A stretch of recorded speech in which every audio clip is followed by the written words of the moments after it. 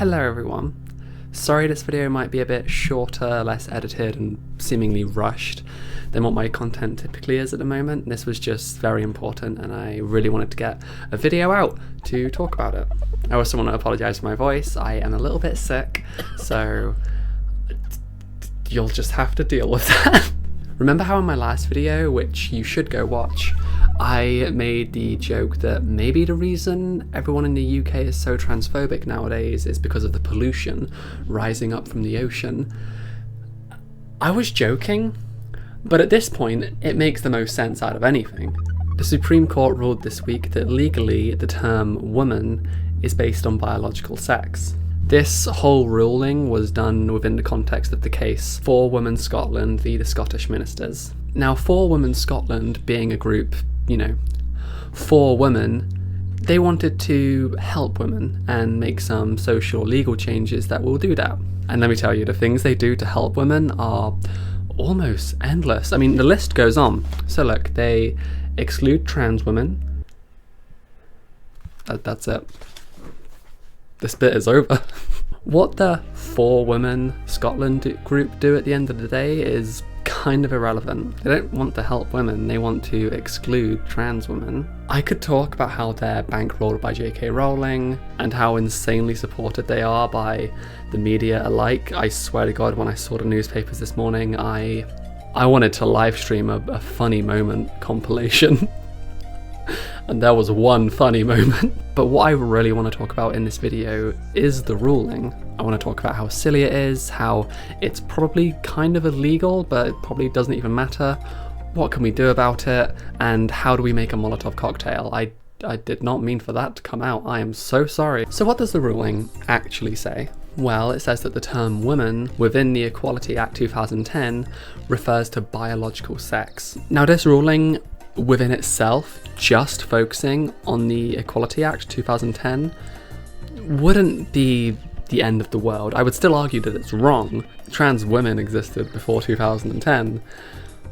But if it was just focusing on that, it wouldn't be as big of an issue. I've seen people argue online that this ruling, because it's focusing on the Equalities Act, isn't making a descriptive statement on what the definition of woman actually is. But that's not really true.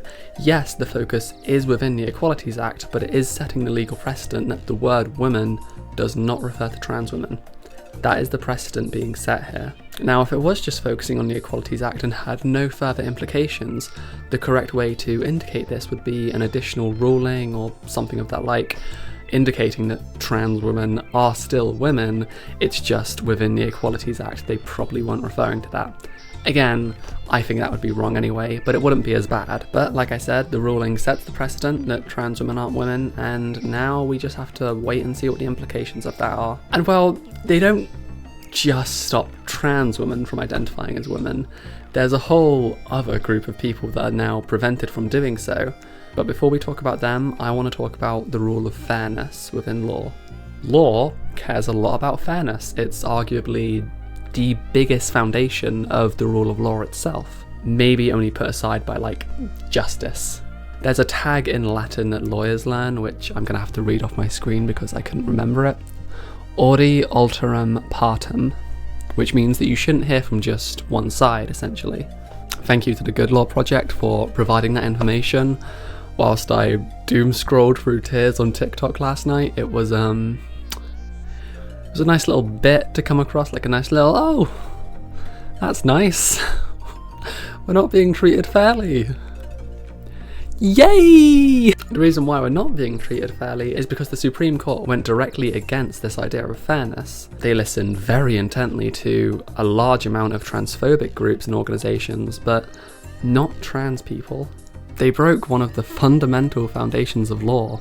Fairness. You can't do that. The law is sacred. I've started to notice this pattern where cis people are excluding us from any legal decisions that have anything to do with our own lives and our own autonomy. Someone should make a video about other instances of this happening. I'm sure that would be a really, really good video. Now, additionally, beyond breaking the very fabric of law itself, One thing that this also does is potentially violate some ECHR or European Convention of Human Rights. Arguments could be made that this ruling violates Article 8, right to private and family life, Article 14, protection from discrimination on the basis of being a woman, and Article 3, protection from inhumane or degrading treatment. What I'm saying is there are certainly legal avenues in which we can tackle this problem, but if you're like me, you've probably given up on that kind of thing. I'm very, very happy that great people like the Good Law Project are doing it, and we should continue to do it. It's just very difficult to feel like it's going to achieve anything. But keep doing it, for sure. So now that we've talked about the rule of law, let's go back specifically to the ruling. Not having individuals who are specifically indicated on the subject at hand whilst making decisions and guidelines or whatever on that subject is very bad. Hillary. This led to the Supreme Court making some very silly and anti-science assumptions. It specifically excludes trans women from the definition of woman, but it goes a step further than that. It makes the very funny assumption and decision that sex is binary. Not only is this wrong, it's embarrassingly wrong. Sex isn't binary. Maybe if you take a year 4 biology class, for Americans that means 3rd grade, sure, you'll be told that sex is binary. But that's because the way we measure sex is quite complex, and the nuances surrounding it is probably too much for 8-year-olds to handle. And apparently it's also too hard to handle for the highest fucking court in the entirety of the United Kingdom. I need more drink. This is my second one today. It is 11 AM. That is probably not good. Sex is bimodal, in that yes, there is 2 peaks of sexual distribution, male and female.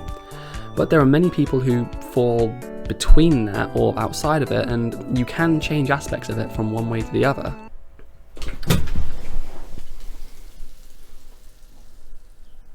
I dropped my monster while filming the last shot, and now it's all over my floor.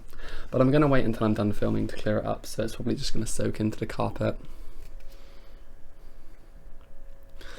I'm not doing good. My point is whilst yes, XX and XY are the 2 main distributions, there are many, many people who fall between those and other sex characteristics that aren't as concrete as that. There are people who can be born female with all the given things that entails, live life as a female, they can grow up and never even really realise they're intersex, or they might realise it at a point very late in their life, just because their chromosomes aren't XX. Somehow now they're not a woman. These aren't small amounts of people either.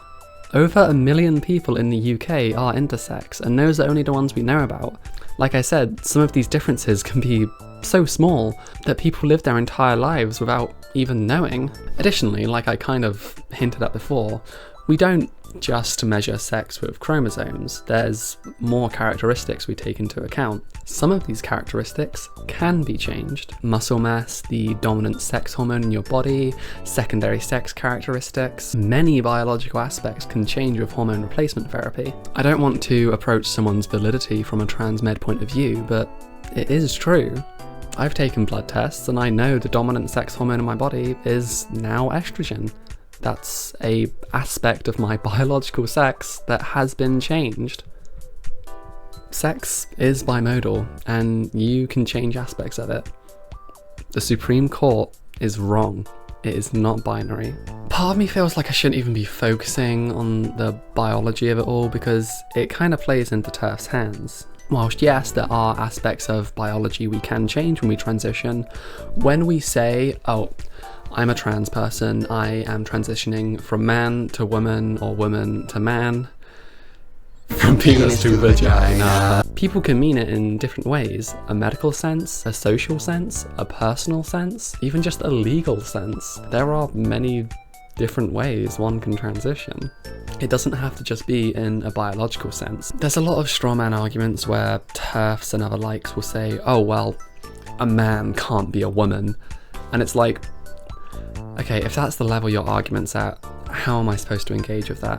What I assume they mean, and what I think they typically mean, is a biological man can't become a biological woman. And whilst I did just explain there are some biological aspects you can change, Sure, there are some you can't, but if you ask me, and if you ask most trans people, they're things that don't really matter to us in transitioning. Like chromosomes, sure, I know my chromosomes will always be XY. I've never actually gotten them checked out. I guess they could be different, but assuming XY, I just don't care. But here's the thing, in society, when we talk about man, women's, like sociologically, we aren't really referring to chromosomes. You don't know the chromosomes of someone you walk past in the street. When you see someone on the street and you think man or woman, you're typically thinking about other things. Unless you're a TERF, I guess. You might measure how someone's silhouette looks, their body fat distribution, their skin clearness, their hair, their face, their clothes, secondary sex characteristics, how they carry themselves. It's all very weird and complicated and complex. But all the things we actually use to measure whether someone is a man or woman realistically can be changed. That's part of why people transition, because we know we can change these things. Sure, maybe chromosomes can't be changed. My pelvic bone will always be a certain shape. But like, okay, I don't care. Nobody besides you cares about it. Joanne, the things that matter can be changed through very simple things, and if not, hormones and surgery. The argument at this point with a TERF will usually devolve into them showing you a picture of a non-passing trans woman and be like, oh, you really think this person is a woman? And like, yeah.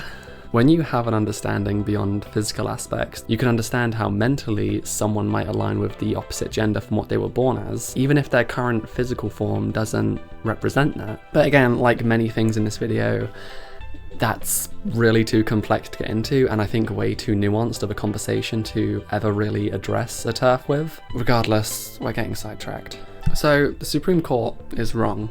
But what does it all mean? Well, legally excluding trans women from the word woman sets a very dangerous legal precedent.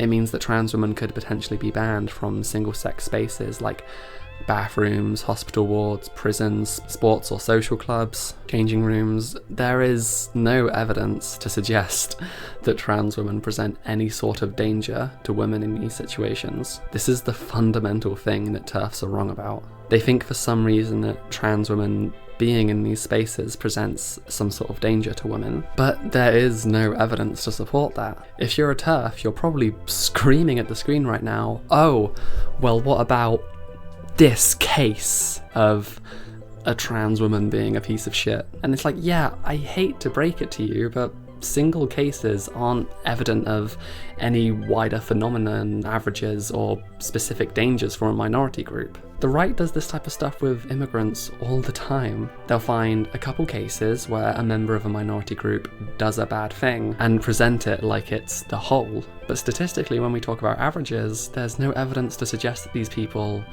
present any sort of elevated level of danger.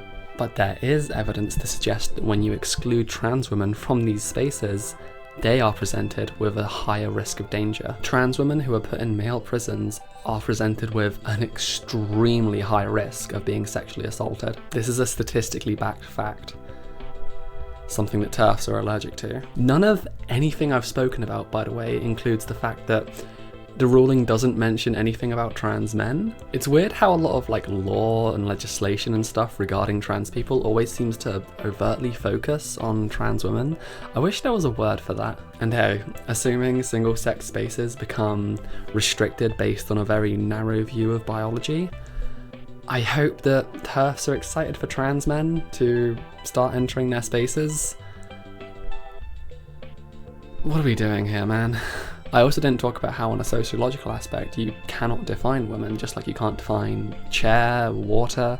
These are all things that subjectively people experience and understand in different ways, and also contextually matters a lot, especially with something like chair or water. If I go down to a river, fill a plastic cup with water, and then hand it to you saying, here's a cup of water, I'm not really lying to you, but there is something there. That is water, but it's different from normal bottled water, or tap water, or H2O. We measure these things differently based on context, social cues, and other random factors. Just like the word woman. So, what do we do? How do we fight this? Well, like I said, there are organisations trying to fight this legally. Beyond that, there are plenty of protests planned. Here's a list. I don't know if it'll all fit on the screen, but I'll also leave a link to all sorts of protests happening in the UK. Please check your local area to see if anything's going on. I will personally be attending the Plymouth protest on Saturday. If any of you are in the area, I highly recommend you come and feel free to say hi. If you can make any of these, please do try. It's important that we get as many people on board and doing real activism as we can. But beyond basic political activism, annoying your local politicians, protesting, there's very little we can do. Half a cup of styrofoam, 1/4 cup of petrol, 1/3... Thank you to my patrons for supporting me. I promise next vid will be longer. I've got 3 different videos in the works. Be sure to sub to my Patreon if you want to know about those. I'd especially like to thank Sminkle Smunkle. So funny saying that out loud. And please stay alive, especially if you're trans. This shit sucks, but sometimes it doesn't, and it's worth sticking around to try and make things suck less.